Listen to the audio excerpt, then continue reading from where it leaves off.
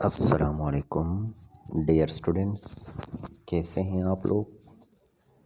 आज हम biology subject FSc part first के चैप्टर 1 के कुछ ऑर्गेनेल्स को डिस्कस करते हैं, जिसमें राइबोसोम, माइटोकॉन्ड्रिया और लाइसोसोम्स।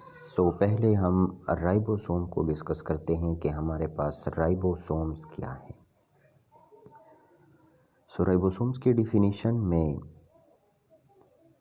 आता है कि ribosome is a complex molecular machine found with in all living cells. Ribosome जो है वो एक कम्प्लेक्स मॉलिक्यूलर मशीन है जो तमाम लिविंग सेल्स में मौजूद है, i.e. Such that prokaryotic and eukaryotic sales.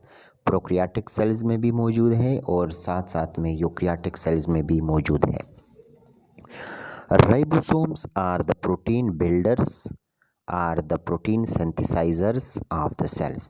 Ribosome जो है वो सेल की वो ऑर्गेनेली है जो प्रोटीन बनाने में मदद करता है या प्रोटीन पैदा करने में मदद करता है। In prokaryotes the ribosomes are found freely floating in the cytoplasm. Prokaryotic cell में अगर देखें सो राइबोसोम्स की कोई स्पेसिफिक लोकेशन नहीं है, बल्कि वो साइटोप्लाज्म के अंदर फ्रीली फ्लोटिंग कर रहा होता है। Eukaryotic ribosomes may be either floating around the cytoplasm or attached to the endoplasmic reticulum। जबकि यूकैरियोटिक राइबोसोम्स को अगर हम देखें सो वो या तो आपके पास यानी साइटोप्लाज्म के अंदर फ्लोटिंग कर रहा होगा या फिर एंडोप्लाज्मिक रेटिकुलम के साथ अटैचमेंट में होता है। Endoplasmic reticulum with attached ribosomes is called rough endoplasmic reticulum. ऐसी एंडोप्लाज्मिक रेटिकुलम जिसके साथ राइबोसोम्स अटैच्ड फॉर्म में मौजूद होते हैं उनको रफ एंडोप्लाज्मिक रेटिकुलम का नाम दिया जाता है। Ribosomes are remarkably abundant in cells. अगर नंबर देखें सो राइबोसोम्स काफ़ी ज़्यादा मौजूद होते हैं सेलों के अंदर। A single eukaryotic cell may contain as many as 10 million ribosomes। एक सिंगल यूकैरियोटिक सेल जो है वो तकरीबन 10 मिलियन राइबोसोम्स रखता है। इन प्रोकैरियोटिक राइबोसोम्स में number has many has 15,000 constituting has much has 1/4 of the cells total mass. साथ में अगर हम प्रोकैरियोटिक सेल्स की बात करें तो उसमें तकरीबन 15,000 और यानी इट मीन्स के सेल का जो टोटल मास है उसका 1/4 पार्ट जो है वो राइबोसोम्स ने कवर किया होता है। साइज़ के बारे में अगर हम देखें राइबोसोम्स की so the size of the ribosome within the cell varies depending upon the cell type and on the factors such as whether the cell is resting और रेप्लिकेटिंग। राइबोसोम की size कोई specific नहीं है, बल्कि वो cell की type के साथ साथ अपनी साइज़ भी चेंज करता रहता है और साथ साथ में एक फैक्टर है जैसे कि हमारे पास डिपेंड करता है कि सेल रेस्टिंग स्टेज में है या रेप्लिकेटिंग फॉर्म में है, यानी रेप्लिकेशन कर रहा है। सो उस टाइम भी राइबोसोम्स की साइज़ चेंज होती है। राइबोसोम्स की डिस्कवरी के बारे में अगर हम देखें so ribosome were first observed by Romanian cell biologist George Emil Plede using an electron microscope in the mid 1950s। Ribosomes को first of all Romanian cell biologist George Emil Palade ने अपने electron microscopes के साथ observe किया था 1950s के mid में। The term ribosome was proposed by scientist Richard B Robert in 1958। और ये टर्म राइबोसोम जो है इसको फर्स्ट ऑफ ऑल जो कि हमारे पास प्रपोज किया है वो रिचर्ड बी रॉबर्ट 1958 में उसने प्रपोज किया था कि हम इस वो को राइबोसोम्स का नाम देंगे। Nobel prize was distributed to different scientist for the discovery and detail study of ribosomes. और साथ में नोबेल प्राइज़ जो है वो भी हमारे पास डिफरेंट साइंटिस्ट में डिस्ट्रीब्यूट हुआ था जिन्होंने राइबोसोम्स की डिस्कवरी और डिटेल स्टडी के बारे में हमें बताया है। कंपोजिशन के बारे में अगर हम देखें so ribosome is largely made up of specialised RNA known as ribosomal RNA as well as dozens of distinct proteins। Ribosomes को स्पेशलाइज्ड आरएनए जिसको राइबोसोमाल आरएनए और साथ में दर्जनों की तादाद में मखसूस किस्म के प्रोटीनों से मिल के बनाया है। या बना हुआ है। The ribosomal protein and ribosomal RNA are arranged into distinct ribosomal pieces of different size known generally as the large and small subunit of the ribosome। फिर इसी राइबोसोमाल प्रोटीन और साथ में राइबोसोमाल आरएनए को दो मखसूस राइबोसोमाल के पीसेस में जो कि डिफरेंट साइज़ के थे उनमें उनको ऑर्गेनाइज्ड किया है और जिनको हम लार्जर और स्मॉलर सब यूनिट्स के नाम से याद रखते हैं।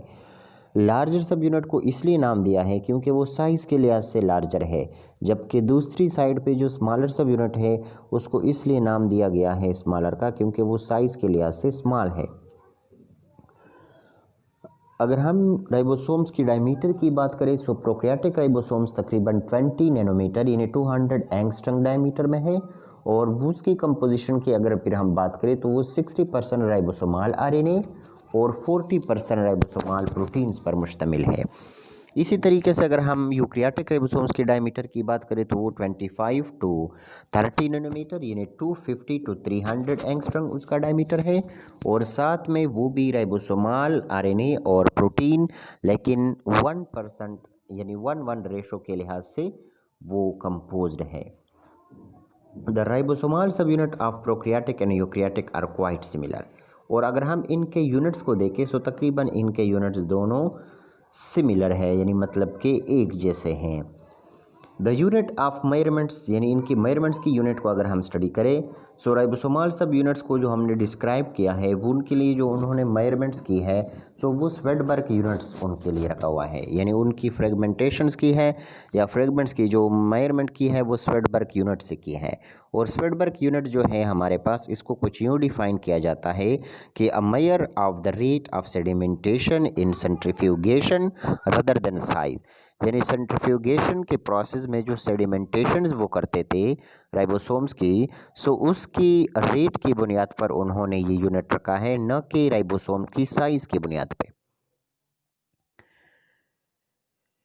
सो इसलिए हमारे पास इनके जो दो यूनिट्स होते हैं यानी राइबोसोम जो दो यूनिट्स पे फर्दर कंपोज होता है उन यूनिट्स को हम ऐड अप नहीं करते कि फॉर एग्जांपल यूनिट 1 और यानी पहले यूनिट लार्जर और स्मॉलर को हम ऐड करेंगे तो हमारे पास एक राइबोसोम बन जाएगा, बल्कि हमारे पास वो कुछ यूँ डिस्कस करते हैं कि यानी उनकी सेडिमेंटेशन रेट कितना है सो उस रेट्स की बुनियाद पे उन्होंने उनको मतलब हमारे पास फ्रेगमेंट्स में डिवाइड किया है, उनके लिए यूनिट्स रखे हैं।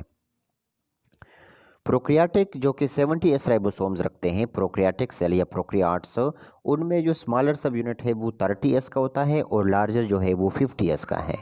फिर स्मॉलर सब यूनिट की फर्दर कंपोजिशन अगर हम देखें तो उसमें 16s आरएनए और उसके साथ 21 का प्रोटीन भी अटैच्ड होता है।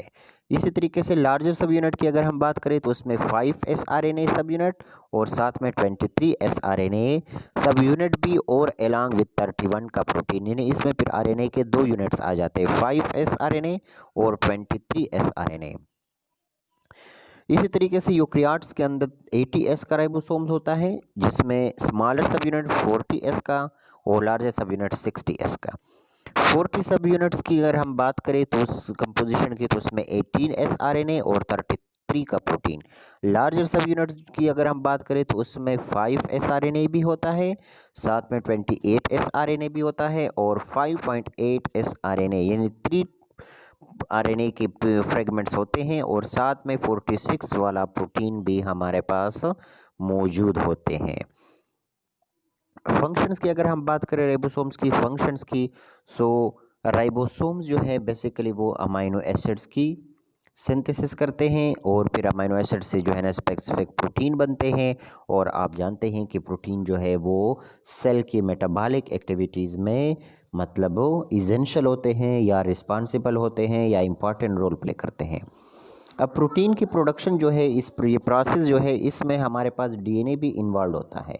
डीएनए मैसेंजर आरएनए बनाता है, उस प्रोसेस को डीएनए ट्रांसक्रिप्शंस कहते हैं, ठीक है। या हमारे पास जो है ना वैसे आम ट्रांसक्रिप्शन भी हम कहते हैं, जो कि न्यूक्लियस के अंदर होता है, यानी जेनेटिक मैसेज जो डीएनए के ऊपर होता है वो मैसेंजर आरएनए पे ट्रांसलेट किया जाता है और फिर जो है ना इसकी ट्रांसलेशंस के लिए साइटोप्लाज्म के अंदर इस प्रोसेस को परफॉर्म किया जाता है और वो फिर उसके लिए जो है ना हम राइबोसोम्स के दोनों सब यूनिट्स को बॉन्ड करते हैं by the help of magnesium ion, और मैसेंजर आरएनए न्यूक्लियस से निकल के आती है और साथ में ट्रांसफ़र आरएनए साइटोप्लाज्म के अंदर फ्रीली एग्जिस्ट करती है।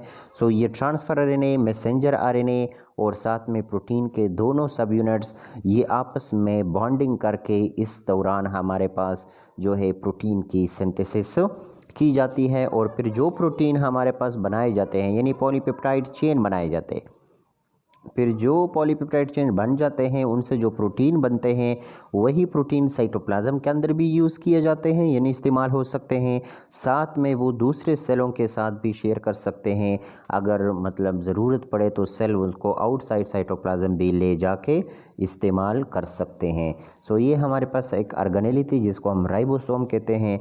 बेसिकली राइबोसोम जो है वो membrane without membrane bonded organelle है। सो जब अगर आप ऑर्गेनेली की डिफिनेशन देखें, सो एक स्पेसिफिक ऑर्गेनेली को हम कुछ यूँ डिफाइन करते हैं कि मेम्ब्रेन बॉन्डेड स्ट्रक्चर, जबकि ribosome without membrane bonded structure है।